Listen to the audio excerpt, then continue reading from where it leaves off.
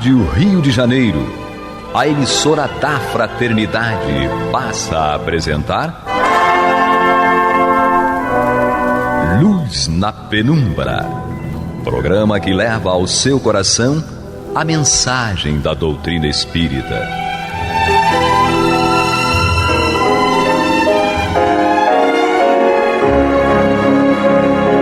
E com vocês, João Batista, para o estudo de O Livro dos Espíritos, da obra codificada por Allan Kardec.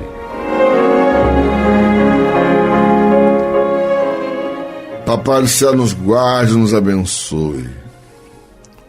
Louvado seja nosso Senhor Jesus Cristo.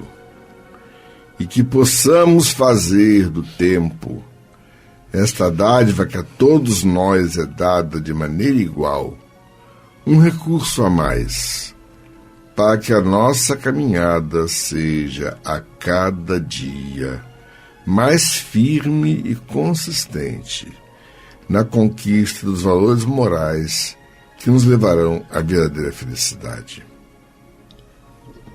Hoje vamos dar sequência ao estudo da pergunta 131 do Livro dos Espíritos, lembrando aos nossos irmãos que estamos utilizando a tradução de Evandro Noleto Bezerra, da Federação Espírita Brasileira, que é, para nós, a melhor em termos didáticos, para o nosso trabalho aqui da Rádio Rio de Janeiro.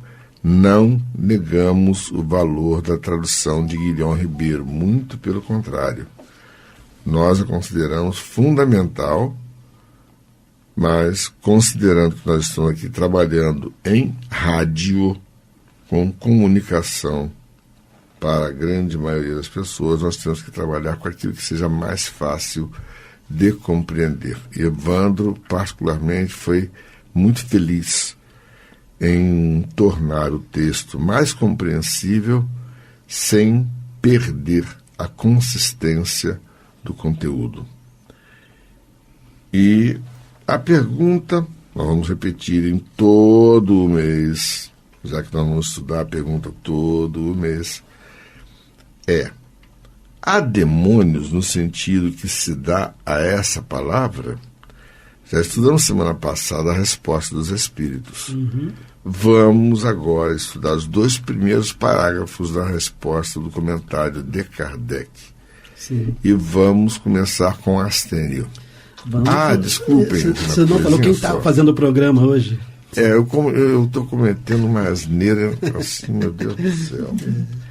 Isso aí se chama, digamos assim, amnésia anterógrada, ou seja, a falta de memória de curto prazo.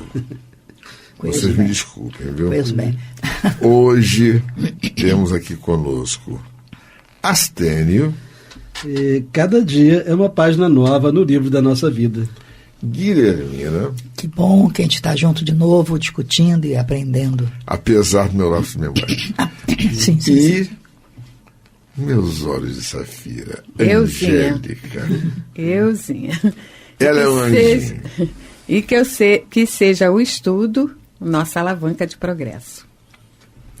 Se vocês conhecessem a Angélica pessoalmente, vocês iam concordar comigo, viu? Ela é um anjinho, viu? Só Jesus na casa. O nome disso é teste. Teste. Então, Astênio. Então está comigo, né? Então nós começamos agora a ver, como sempre, os judiciosos, né, as judiciosas análises, né, feitas por Kardec em cima da resposta ou das respostas dadas pelos espíritos.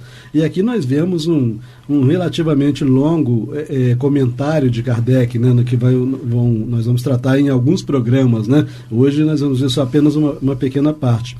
Mas o Kardec começa dizendo o seguinte: a palavra demônio não implica a ideia de espírito mau, senão na sua acepção moderna. Então, no passado não foi assim, né? Então, a palavra demônio não implica a ideia de espírito mau, senão na sua acepção moderna, pois a palavra grega daemon, da qual se origina, significa gênio, inteligência e se aplicava aos seres incorpóreos, bons ou maus, indistintamente. Como é bom ser espírita, né? E receber essa contribuição de um gênio como Kardec, né?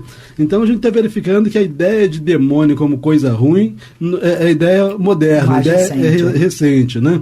Aí Kardec diz ainda o seguinte: por demônios, segundo a acepção vulgar da palavra, né, então aquele entendimento corriqueiro, né?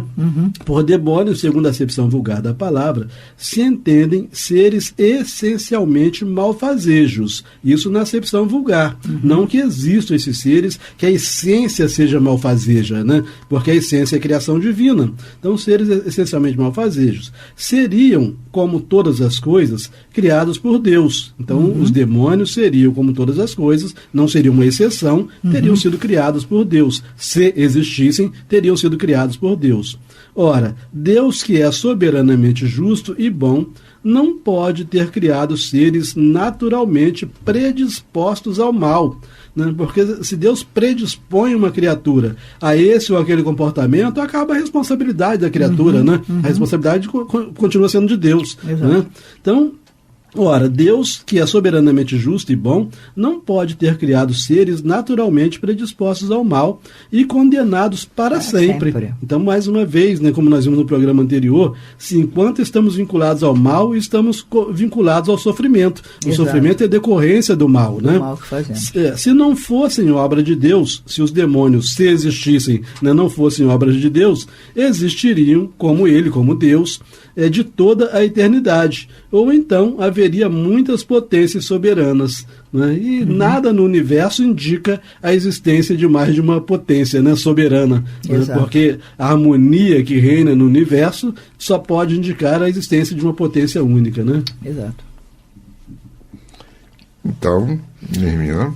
Seguindo o raciocínio, exatamente, a primeira parte dá, digamos assim, uma aulazinha de história. Sim. E é importante porque, historicamente, a palavra demônio não significava necessariamente mal. Sim. Inclusive a gente vê muito antes do Cristo, né, o Sócrates fazendo referência ao seu Daimon, né? Exatamente, o Daimon era um gênio. Isso, aquilo que ele ensinava, ele aprendia com o Daimon dele. Daimon dele, que eram gênios. Sim. Gênios, inteligência e ligadas ao etéreo, etc., porque não se sabia a importância da coisa, né? E que poderia ser bons ou maus. Aí, no segundo ponto, coloca por demônios, segundo a acepção da palavra, se entendem seres malfazejos, ou seja, mal, criados para fazer o mal, ou que fazem o mal por vontade própria.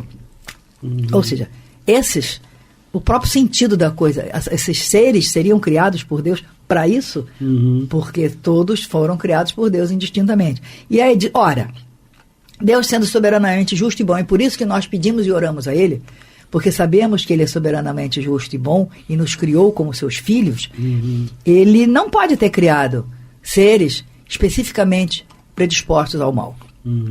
Porque não seria justo e bom.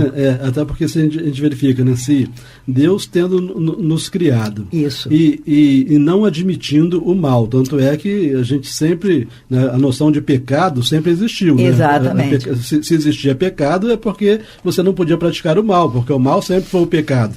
Né? Então, Deus veda o pecado e ao mesmo tempo cria a fonte do pecado, que seriam os demônios. Exato, né? Não tem sentido. Né?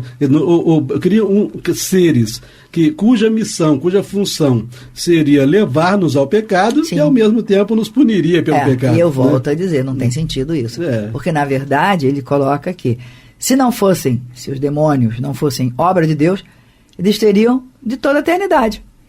Então existiriam muitas potências soberanas, muitos deuses. E a história até foram criados em outras crenças, etc. Porque, na verdade, aí você para e raciocina, é a necessidade de se criar uma resposta aos atos que nós cometemos.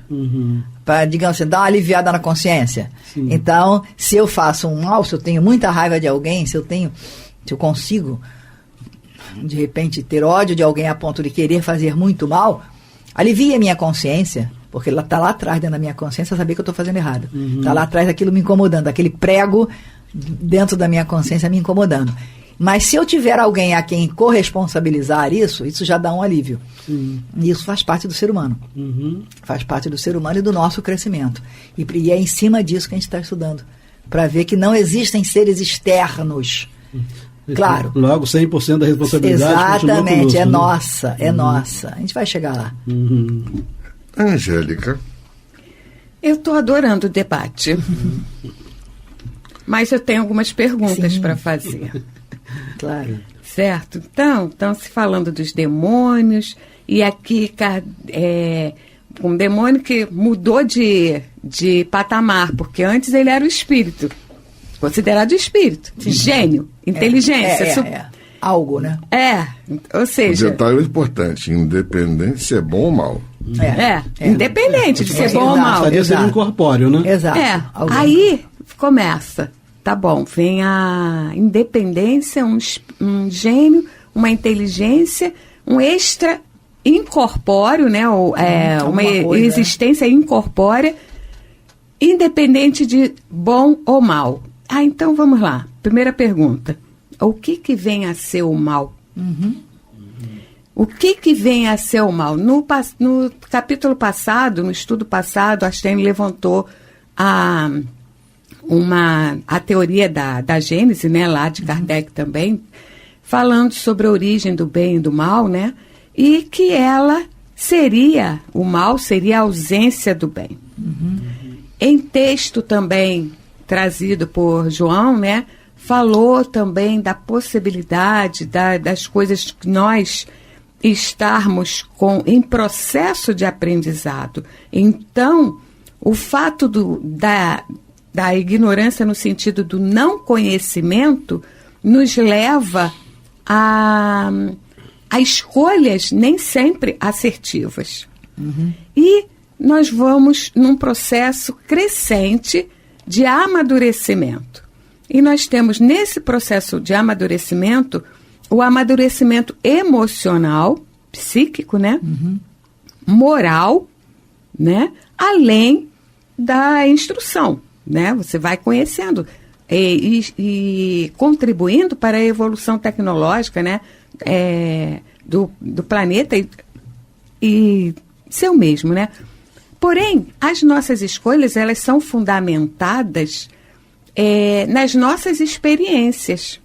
Sim. E essas experiências, elas são construídas, certo? Segundo o nosso interesse. Se você começar a pensar que eu quero alcançar um determinado objetivo, certo? Quero tentar alcançar um objetivo. Você está ouvindo pela Rádio Rio de Janeiro o programa Luz na Penumbra, com o estudo de O Livro dos Espíritos, na apresentação de João Batista. Se nós traçamos um objetivo na vida, ok? Se eu não... eu vou ter que estabelecer estratégias e realizar um planejamento para alcançar isso. Faço uma determinada escolha nas ações que vão ter como intermediários também o outro, não só a mim, mas o outro, porque eu existo porque o outro existe. Sim. Certo? Os meus sentimentos existem porque o outro existe. Se o outro não existisse, eu não existiria também. E eu não teria sentimentos. Por quê? E não teria incômodos. Sim. E não teria aquilo que iria me contrariar ou me satisfazer. Exato. Isso só acontece porque o outro é presente, porque vivemos em uma sociedade. E isso está na teoria psicológica de Adler. Então eu tô achando assim muito interessante, porque quando eu começo a executar alguma ação e aquilo ali não deu certo, eu não sabia que eu estava fazendo o mal propriamente dito. Meu primeiro passo é a tentativa, é ensaio e erro, certo? Uhum. O resultado pode ser positivo, ou seja, poxa, deu certo, foi legal, ajudou a mim e aos outros. Mas também o resultado pode não ter sido tão bom assim. Cara, não deu certo. Prejudicou a mim e prejudicou ao outro. E não adianta dizer que prejudicou ao outro pura e simplesmente, porque seguindo essa teoria de que só existe porque o outro existe, o que aconteceu ao outro reflete em mim também. Então, essa questão de bem e mal, ela é resultante, o mal é resultante de uma execução não satisfatória. Isso dentro de um ponto de vista básico e inicial, né? Sim. A minha vontade era fazer algo. Sim. Era experimentar algo. Que fosse positivo. Exatamente. Por quê? Partindo desse pressuposto, o teu raciocínio concorda. Mas a gente não tem iniciativas a nível de consciência, porque consciência é luz. A gente não tem iniciativas negativas ou prejudiciais na consciência, na luz. As nossas iniciativas e os nossos quereres são sempre positivos. Contudo, quando chega uma postura, um resultado negativo, nós temos dois comportamentos. Reconhecer esse erro e fazer a retificação, né? Repensar, ou não aceitar esse erro e levá-lo como uma coisa certa. E aí se considerar vítima do outro para se justificar. E aí a gente começa a construir no inconsciente, certo? Situações que vão nos conduzir a cada vez mais, como se fosse areia movediça, né? Nós vamos sendo tragados pela certeza, ou seja, pelo que a gente acredita de ser certo, uma coisa que não foi tão boa, nem para mim, nem para o outro. Mas essa é uma teoria psicológica, né? Quer dizer, à luz da doutrina espírita tem um outro aspecto que a gente deve levar em consideração, que certamente o próprio Adler não conhecia, né? É que os espíritos afirmam que a lei divina está gravada na consciência da criatura. Então, desde o primeiro momento em que uma criatura divina passa a ser considerada espírito dentro desse universo da criação, a partir desse momento ela já tem plenas condições de, obviamente que essas condições vão se aperfeiçoando, mas ela já tem plenas condições desde o primeiro momento de fazer escolhas, né? Exatamente porque por isso Deus é justo. Isso, né? Então, até porque os espíritos nos dizem isso aí, Emmanuel pelo menos destaca bastante isso, inclusive no livro A Caminho da Luz, de que dos seres, né, conhecidos pela humanidade terrena, conhecidos, não que pertençam à humanidade terrena, o único que desde o início, então, quer dizer, como não existe exceção no universo, então se existir um, podem existir muitos, né? O único que desde o início seguiu o caminho do bem, então, se um pôde desde o início seguir o caminho do bem, é porque seguir o caminho do bem desde o início não é algo impossível. A natureza não estabeleceu essa impossibilidade. Então, o único que desde o início seguiu o caminho do bem foi Jesus. Sabe? Por isso que ele é o exemplo. O nosso modelo, o nosso guia e daí por diante, né? Por isso que eu digo assim, nós estudamos, obviamente, outras teorias, etc., mas é preciso que a gente leve em consideração que esses teóricos, eles não conhecem esse aspecto, né, da doutrina espírita. Mas eu não vou querer, assim, criar polêmica, porque não faz meu feitio. Contudo, nós não somos seres segmentados. Nós temos uma coerência. E os estudos vêm justamente para justificar ou para significar ou ressignificar uma teoria. Se nós, quando eu coloquei que na nível de consciência, a nível de luz, nós temos nossos atos são sempre positivos, eu estava me referindo justamente aí, essa genética aí espiritual que nós temos, da constituição divina, está registrada na nossa consciência, na consciência. Acontece que resultados, e aí, durante todo esse nosso estudo, a gente vai chegar num aprofundamento maior sobre isso. Os resultados, eles vão sendo modificados e não aceitados, né? Segundo, nosso egoísmo, a nossa sede de poder, o nosso orgulho, a nossa vaidade, porque são sentimentos que nós estamos subjugados enquanto espírito encarnado e que são barreiras, constituem barreiras para o nosso aproveitamento 100% da nossa do nosso processo evolutivo. Quando o João colocou a questão 120, que ele fala, a gente tem necessidade de passar pela fieira do mal?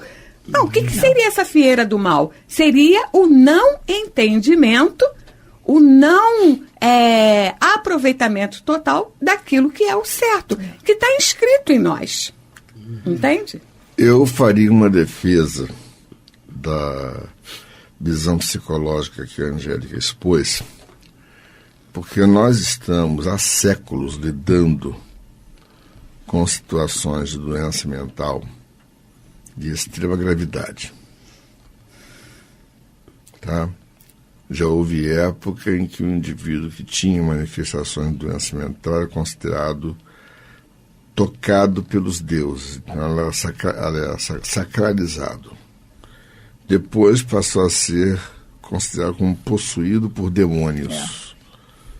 Extremo oposto. O extremo oposto. Depois passou a ser excluído da sociedade. Isso até o século XIX, quando Pinel começou a tirar os doentes mentais das correntes e de verdadeiros mecanismos medievais de tortura. É de uma crueldade fora do comum. E até hoje, nós vivemos dentro de uma sociedade que exclui o indivíduo que tem algum tipo de manifestação de distúrbio de conduta. Só que o distúrbio de conduta, em sua maioria das vezes, ele deriva exatamente dessa problemática de compreensão e não assumir a responsabilidade que nos cabe. Nós ainda temos uma carga muito grande, antiga, de outras épocas, de outras encarnações, de nos sentir culpados. Gente, não existe culpa, existe responsabilidade. Deus não pune, Deus educa. Esse é o grande ponto que a gente tem que considerar. E aí, no caso, se não houvesse necessidade da compreensão da mente humana, Joana de Ângeles não teria escrito uma obra de peso, através do nosso Divaldo, que é a série psicológica. E nós vemos aí, no livro Lampadário Espírita, já o pródromo, o germe de uma obra de vulto muito maior que veio depois. Então, desculpe, aí no caso, você, Guilhermina, você, Astênio, mas eu defendo a Angélica nesse aspecto. Semana que vem nós vamos dar sequência. Vai ficar, na sequência do estudo, vai ficar mais claro o que eu estou trazendo aqui. Eu não estou trazendo nada assim que foge à ideia, a fundamentação do estudo espírita. Apenas estou fortalecendo, tentando explicar o que é esse mal que a gente diz e que a gente qualifica como demônio. Então, reflitamos a respeito, que o Papai do Céu nos guarde, nos abençoe, que louvado seja nosso Senhor Jesus Cristo, e que possamos fazer do tempo, esta dádiva que a todos nós é dada de maneira igual, um recurso a mais para que a nossa caminhada seja cada dia mais firme e consistente na conquista dos valores espirituais que nos levarão à verdadeira felicidade. Graças a Deus. Graças a Deus. Você está ouvindo o programa Luz na Penumbra.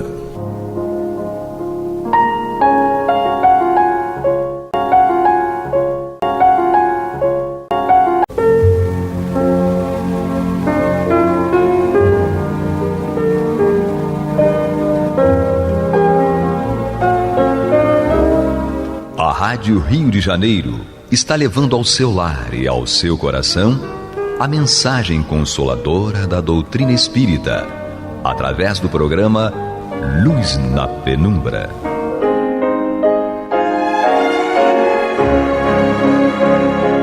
E com vocês, Antônio de Pádua Barbosa, para comentar o Evangelho segundo o Espiritismo, da obra codificada por Allan Kardec. Muito boa noite, meus queridos amigos.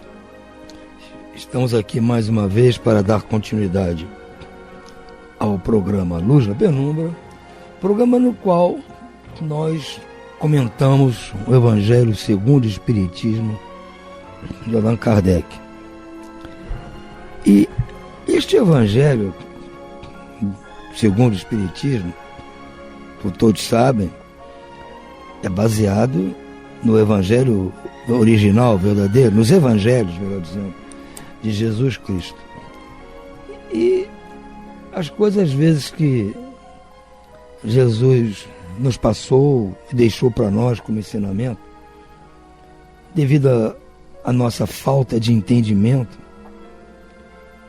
tornaram-se assuntos um pouco espinhosos, outros com assuntos que são difíceis da gente entender realmente que está naquele ensinamento moral para nós, coisa que nós vamos ver no capítulo seguinte a este. E mais especificamente este aqui, que tem por título, é o capítulo 22, tem por título: Não separeis o que Deus uniu.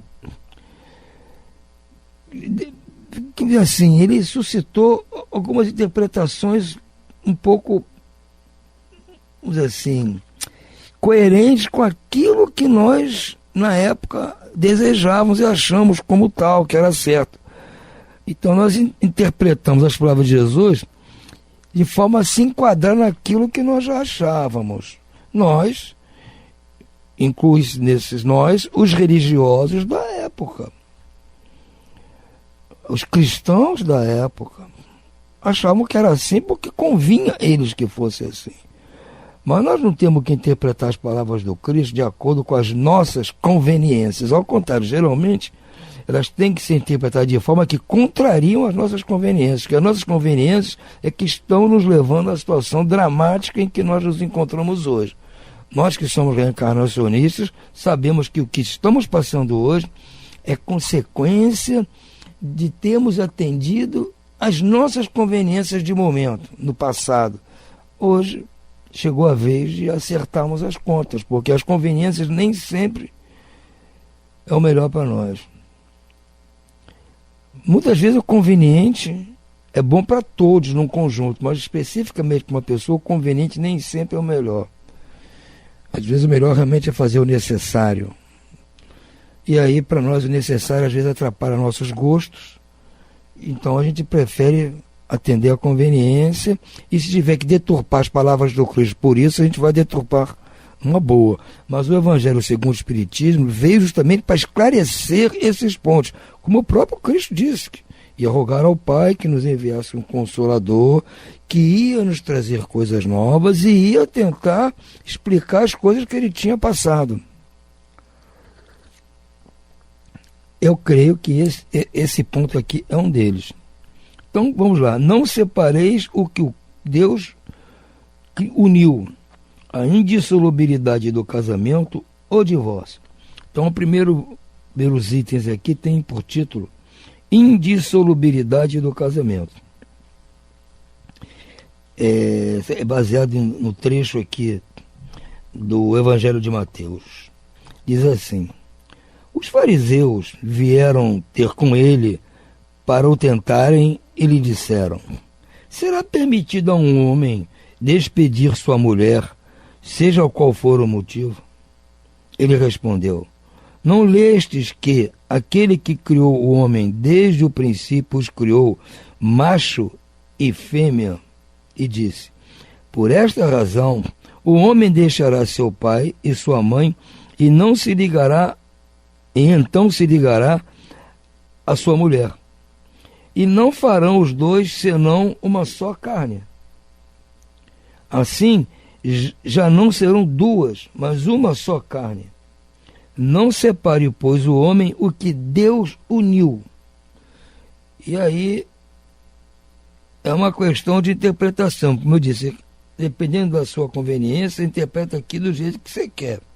Mais tarde, Kardec vai nos explicar isso. Por que então, retrucaram eles, ordenava a Moisés que o marido desse à sua mulher uma carta de divórcio e a despedisse? Então, se Jesus está dizendo que já que Deus criou homem e mulher, eles vão se unir, formar uma família, e serão os dois uma só carne, e que o homem não pode separar o que Deus uniu, então, como Moisés, que é o maior legislador, ordenava que o homem podia dar uma carta de divórcio e despedir sua mulher. Jesus respondeu: foi por causa da dureza do vosso coração que Moisés permitiu que despedisseis vossas mulheres, mas no começo não foi assim. Por isso eu vos declaro que aquele que despede a sua mulher, a não ser em caso de adultério, Jesus já botou aqui uma ressalva para que o homem pudesse dispensar a mulher, e desposa outra, ele comete adultério. E aquele que desposa a mulher que o outro despediu também comete adultério. Jesus foi duro nisso aqui. Ou seja, está dizendo que aquele homem que dispensa sua mulher, salvo se for em caso de adultério, ou seja, não pode despedir a mulher, dispensar a mulher, divorciar da mulher, em hipótese alguma, a não ser que seja em caso de adultério. Porque se não for em caso de adultério, aquele homem que dispensou a mulher, se casar com outra, segundo a lei de Moisés, ele podia dispensar a mulher. Tudo bem, por causa da dureza do coração, não quer ficar mais com a mulher, não quer mais... A dureza do coração forçou a dispensar a mulher. Não pode casar com outra, que se casar com outra é adultério. E aquela que foi dispensada também, se casar com outra, é adultério. As palavras do Cristo. Não é verdade? Porque Jesus está dizendo que aquele que se casou com a outra, se uniu a outra, pela vontade de Deus. E aí é que está a chave para a interpretação. Kardec nos diz aqui: só o que vem de Deus é imutável. Tudo o que é obra dos homens está sujeito a mudanças. Então já está mostrando a nós aqui que há uma diferença entre aquilo que vem de Deus, como diz Jesus, toda planta que meu Pai Celestial não plantou será arrancada pela raiz. Ou seja, as coisas dos homens podem ser arrancadas pela raiz. As coisas que vêm de Deus são eternas. Então, como diz aqui, Jesus disse, aquilo que Deus uniu. Já está uma diferença aqui. Uma coisa é o que Deus uniu, outra coisa é o que os homens uniram. As leis da natureza são as mesmas em todos os tempos, em todos os países. As leis humanas mudam segundo os tempos, os lugares e o progresso da inteligência. Claro, as leis em geral, humanas, estão evoluindo, estão mudando. Nós não podemos hoje ter as mesmas leis que tínhamos na época da Idade Média, na época das cavernas, na época do Noé. Não, as leis mudaram, porque o homem evoluiu. Veio o progresso da inteligência, os tempos mudaram, os lugares são outros. Então, as leis humanas vão mudando, e graças a Deus mudam para melhor. Elas tendem a ficar iguais às leis de Deus. No casamento, o que é de ordem divina é a união dos sexos, união dos dois gêneros, para que se opere a substituição dos seres que morrem, ou seja, para poder haver a reprodução. Mas as condições que regulam essa união são de tal modo humanas que não há no mundo inteiro, nem mesmo na cristandade, dois países onde elas sejam absolutamente as mesmas, e nenhuma onde não hajam sofrido mudanças com o passar do tempo. Então a lei de Deus, com relação à união matrimonial, ela refere-se somente à união dos sexos para a procriação, como acontece na natureza. Do resto, essa união é humana. E como é humana, ela varia com o passar do tempo e dos lugares. Como diz, mesmo dentre as sociedades cristãs, há diferenças. E não há nenhuma que não tenha mudado as regras referentes ao casamento com o tempo. O nosso casamento hoje aqui é de uma maneira completamente diferente do que era na época do Brasil colônia. Na época do Império, era totalmente diferente. Até o casamento feito na igreja é diferente hoje do que era na época do Império aqui, do começo do século XX, é diferente, da própria igreja, sem contar na legislação civil que mudou. Daí resulta que, em face da lei civil, o que é legítimo num país e em determinada época é adultério em outro país em outra época, uma vez que a lei civil tem por fim regular os interesses das famílias. E esses interesses variam segundo os costumes e as necessidades locais. Que eu disse, variam conforme as conveniências. Conforme a conveniência de cada um ou de cada grupo, você vai interpretar essas palavras do Cristo de um jeito. Nem sempre o outro lá vai interpretar do mesmo jeito. Então, há países e sociedades que interpretam de uma maneira, há países e sociedades que interpretam de outra. A mesma palavra, as mesmas palavras do Cristo. É assim, por exemplo, que em certos países o casamento religioso é o único legítimo. Em outros é necessário, além desse, o casamento civil. Em outros, finalmente, basta o civil. Isso já na época de Kardec. Hoje, então, nem precisa falar. Não precisa. Se as pessoas resolvem morar juntas, construir uma família, não precisa casar na igreja, não precisa casar no civil, não precisa coisa nenhuma. Isso hoje. A época de Kardec, ele nem botou essa quarta hipótese aqui. Não botou, até aqui. É necessário o casamento na igreja, naquela época, que bastava. Outros, era necessário o casamento na igreja e o casamento civil. Em outros, bastava só o civil. Ele nem botou aqui que basta juntar um com o outro e acabou. Não tinha essa hipótese. Hoje tem. Hoje tem casamento que fica cada um na sua casa. As leis mudam e não é nada errado isso aí. É conveniência do momento, da sociedade. Mas você não pode me dizer que isso é lei de Deus. Essa é a diferença. São conveniências nossas. Casamento na igreja, casamento no civil, juntar um com o outro numa boa, na mesma casa ou casa separada, não importa. São conveniências de cada um. Vamos respeitar as conveniências de cada um. Mas não podemos dizer que é lei de Deus. E dizer que se Deus uniu, não pode separar. Quem uniu foram os homens, foi a sociedade humana. Não é a união, vamos dizer assim, abonada por Deus. Mas na união dos sexos, ao lado da lei divina material comum a todos os seres vivos, há outra lei divina, imutável como todas as leis de Deus, exclusivamente moral. E aí é que vem a diferença principal, a lei do amor, porque a lei de Deus que rege para todos os animais, inclusive para os vegetais, no caso eles não é exatamente igual, mas em tese tem o mesmo objetivo, a lei da reprodução. Então nós temos que nos unir para reproduzir. Isso é o que manda a lei de Deus, entendeu? Falando das coisas materiais. Mas, além disso, na lei de Deus é uma lei moral que vai anexa a essa, vai paralelo a essa, que é a lei do amor.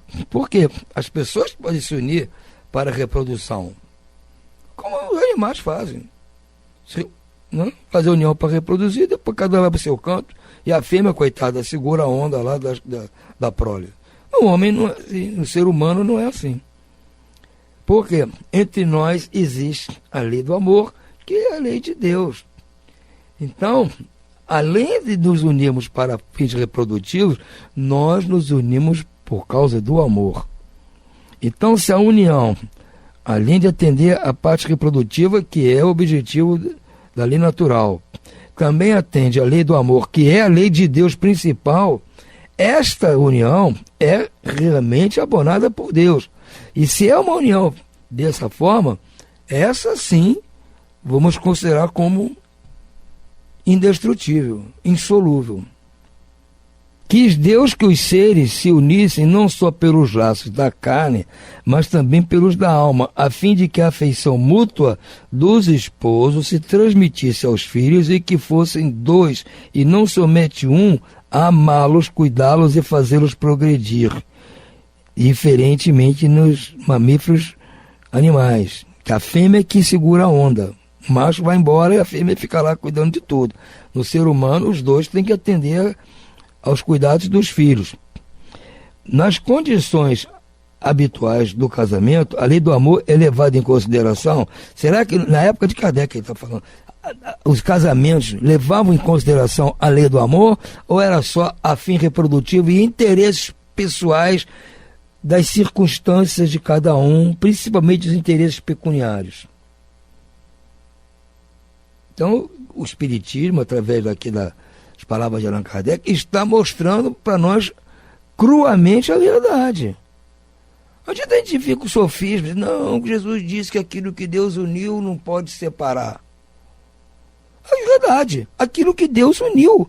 Mas será que uma união baseada simplesmente no interesse natural que é a reprodução, no interesse econômico, financeiro, pecuniário, famoso golpe do baú, o que Deus tem a ver com isso? Que união é essa de se dizer que foi Deus que uniu? Essa foi a união, eu respeito, tudo bem, mas é a união feita pelos homens, e tudo que é feito pelos homens tem começo, meio e fim, pode acabar de repente, porque mudou as circunstâncias, acabou o interesse, tudo bem, pode terminar. Então não podemos achar que por circunstância da época a igreja quis criar essa lei de insolubilidade do casamento, baseando-se nessas palavras de Jesus, foi circunstâncias dela, interesse dela, dos cristãos da época. Mas nós não podemos hoje interpretar desta forma. Temos que separar bem o que é a lei de Deus do que é a lei dos homens. Vamos respeitar as leis dos homens. Elas estão estabelecidas pela sociedade e nós temos que respeitar. Mesmo até que a gente pode não concordar, mas tem que respeitar. Nós estamos numa democracia. Agora não podemos dizer que isso aí é a lei de Deus, nada disso. De modo algum se leva em consideração o amor nessas uniões. Não se leva em conta a afeição de dois seres que se atraem um para o outro por sentimentos recíprocos, visto que, na maioria das vezes, essa afeição é rompida. O que se busca não é a satisfação do coração, mas sim do orgulho, da vaidade e da cupidez. Numa palavra, de todos os interesses materiais. Quando tudo vai bem, segundo esses interesses, diz que o casamento é de conveniência, aquilo que eu falei, conveniência de cada um, a circunstância de cada um.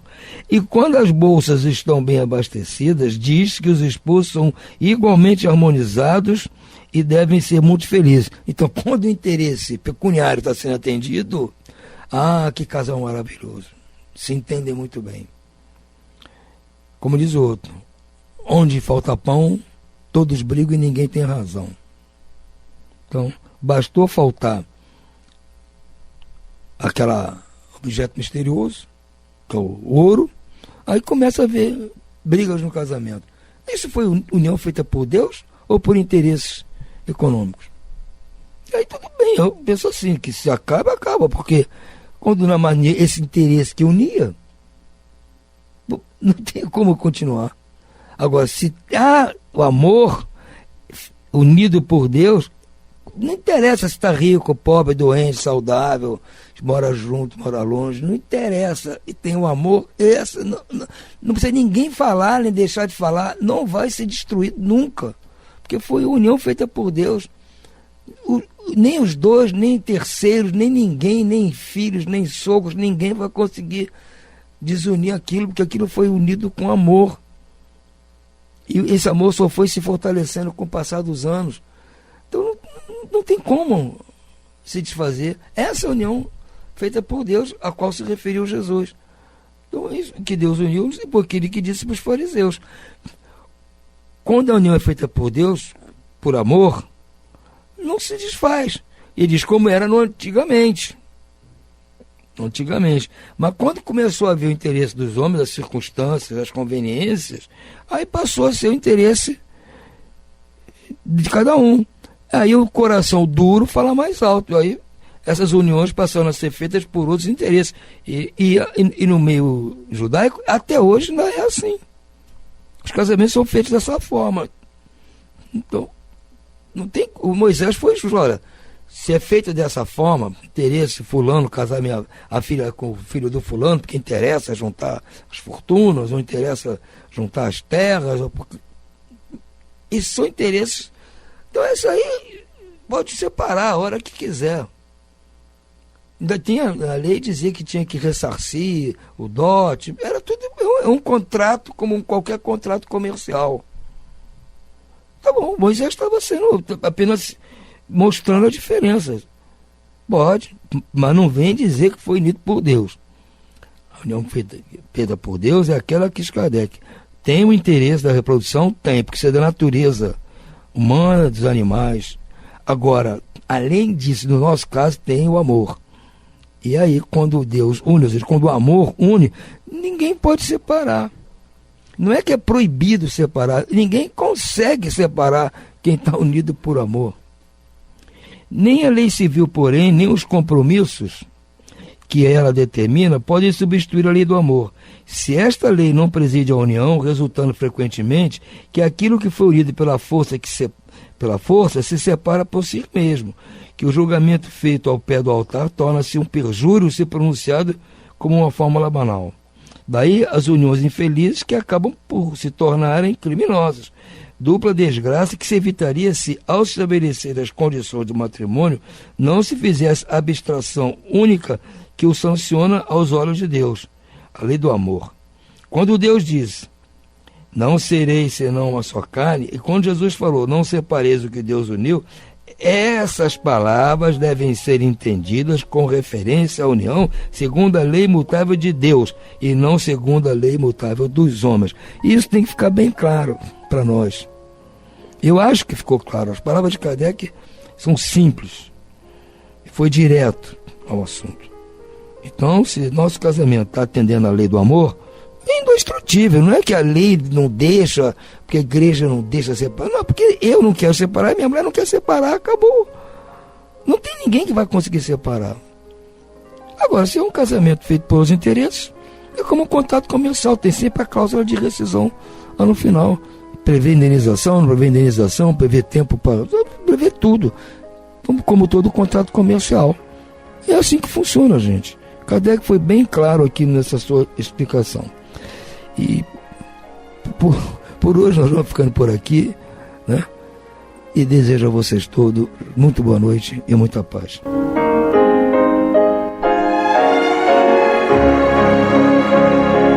E vamos ouvir agora a prece de encerramento de nosso programa, na voz de Geraldo de Aquino. Jesus, dá-nos coragem para a luta, piedade para os insultos e misericórdia para as injustiças e ingratidões. Limpa nossa alma de inveja e ambições mesquinhas, de ódio e de vingança o nosso caminho. E que dentro em pouco, ao recolher-nos de novo ao calor do nosso leito, para que o sono nos dê a paz e o esquecimento das tristezas humanas, possamos sentir, Senhor, no mais íntimo de nosso ser, a doçura indefinível do Teu amor e a grandeza incomparável da Tua divina presença. Que assim seja.